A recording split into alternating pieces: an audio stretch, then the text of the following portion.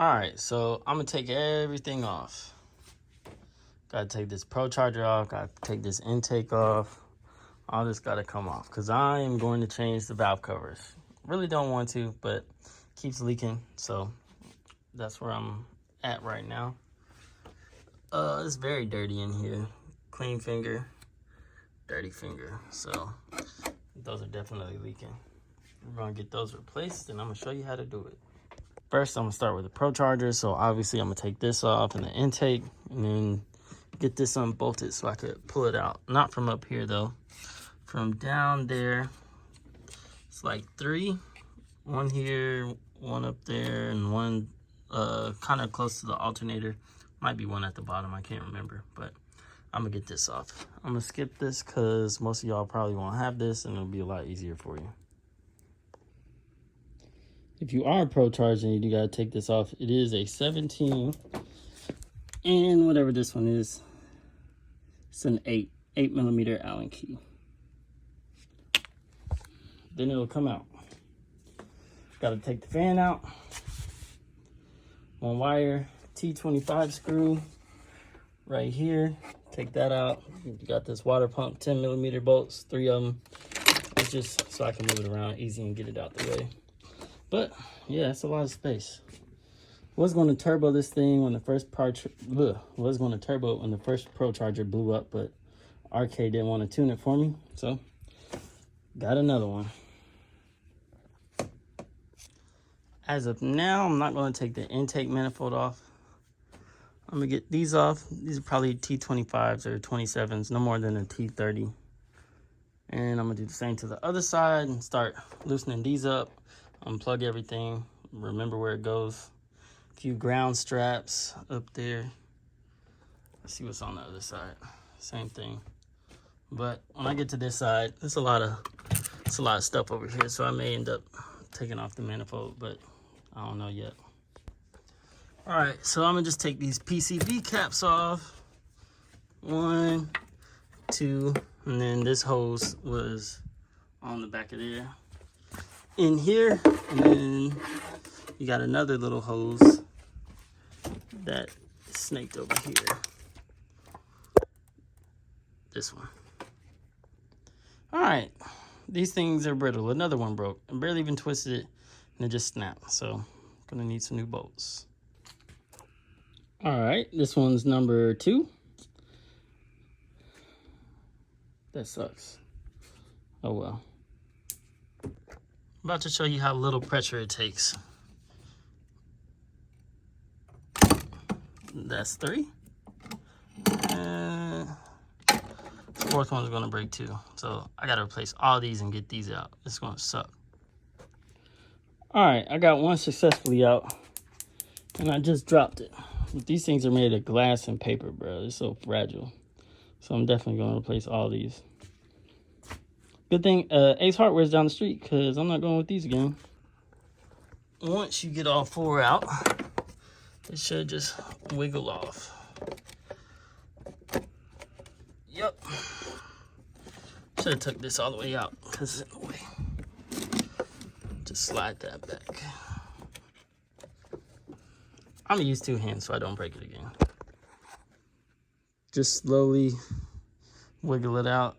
It's the only thing holding it in, and it'll come out just fine. Yeah, so I'm gonna have fun extracting those 3 out. Also, they have 2 O-rings on it. One here, one here.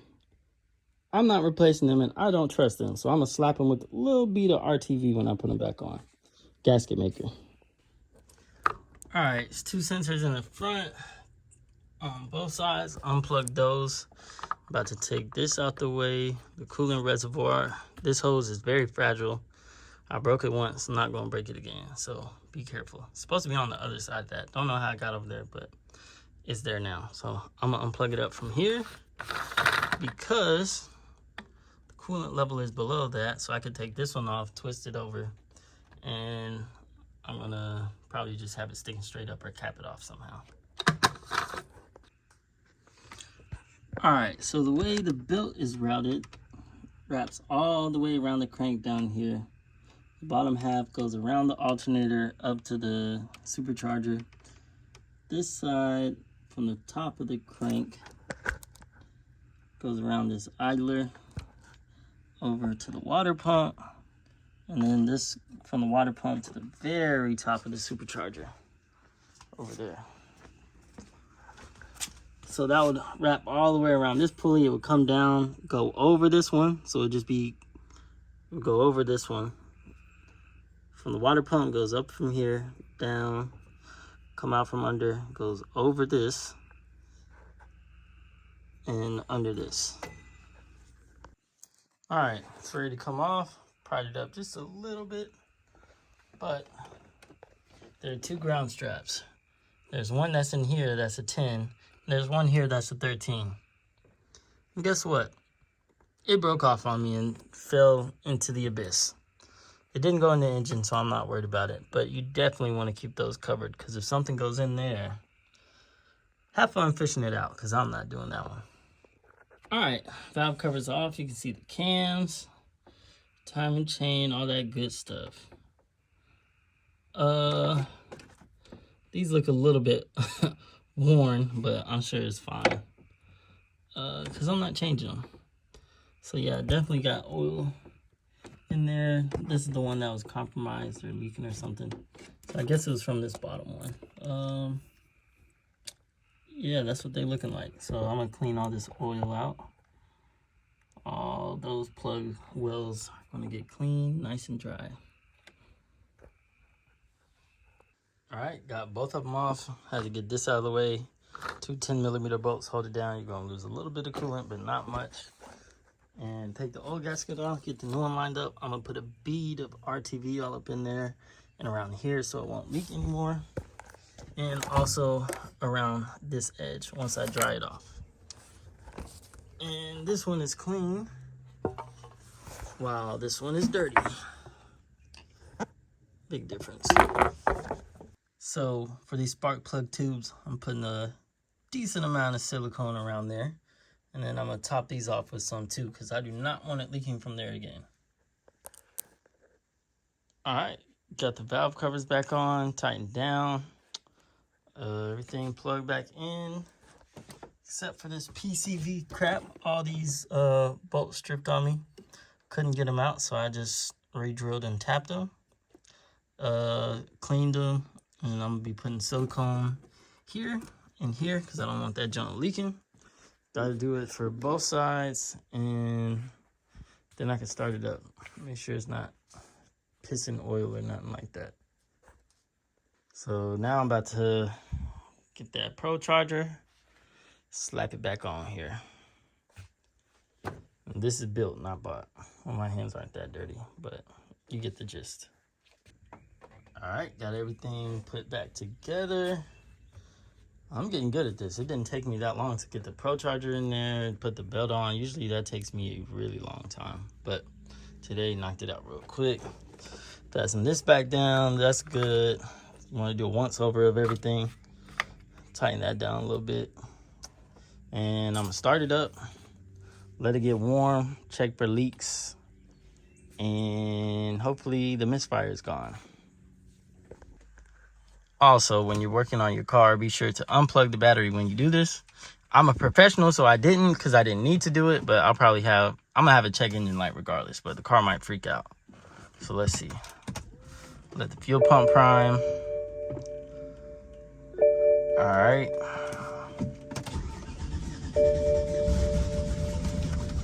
Uh-oh, it's not liking it too much. There we go. That's because I'm on E85 and it's been a good while since I started it up. But everything seems straight so far.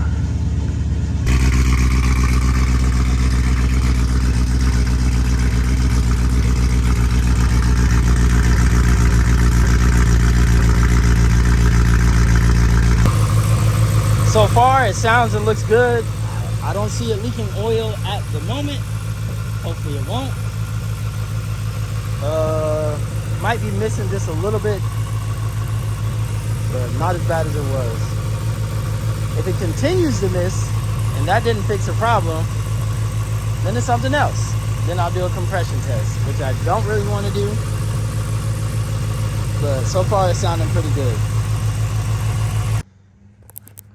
Dried the plug off for putting it in there. Still got a little bit of oil on it. Not from back here though. Back here it stopped, but tip is still wet. No bueno.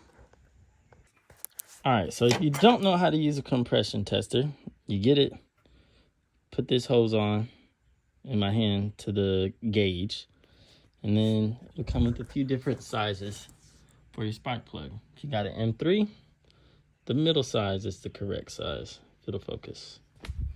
So you get it, go to the spark plug hole, stick it down there, and then just twist it around. And then eventually it'll stop. Whenever it bottoms out, it means you sealed.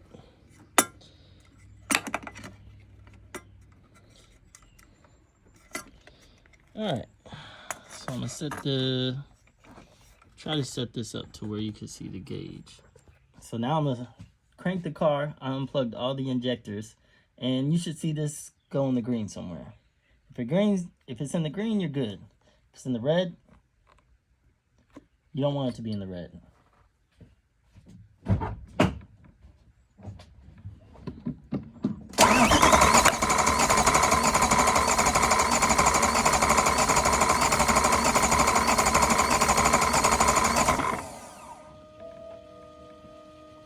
Alright.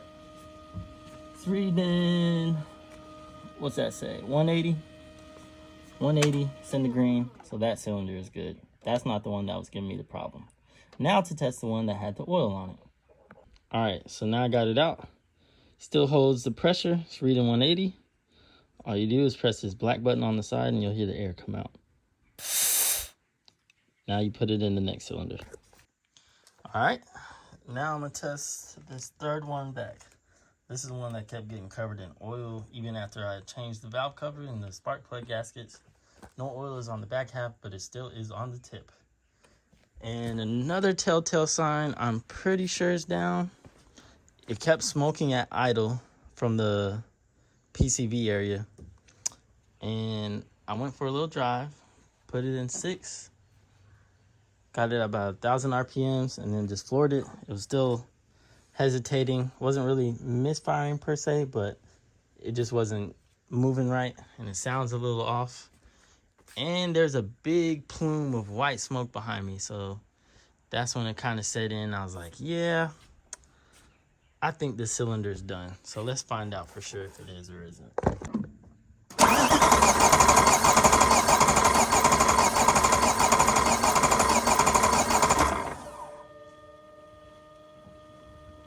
Yep. All right, I guess my piston rings took a dump on me. Piston rings have exited the chat in cylinder 3. That sucks. It did not go over 30 PSI. That is extremely low compression. So that one's no good. I guess it's time for some forged rods and pistons. And then I'm gonna put a smaller pulley on this and get it retuned. Wish me luck.